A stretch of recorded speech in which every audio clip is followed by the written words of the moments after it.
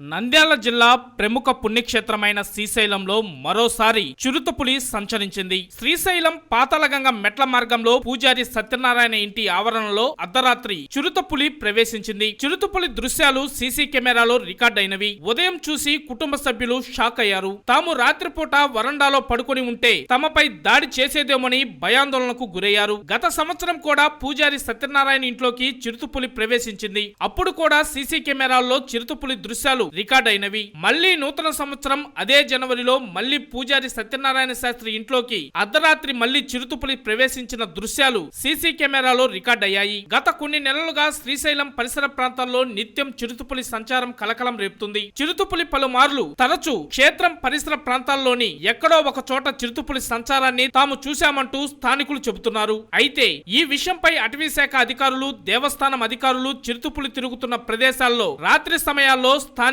భక్తులు అప్రమత్తంగా ఉండాలని సూచనలు చేస్తున్నారు. మరోపక్క అటవీ ప్రాంతం దగ్గరలోనే ఉండటంతో చిరుతపులులు పలుమార్లు సంచరించడం పరిపాటిగా మారింది.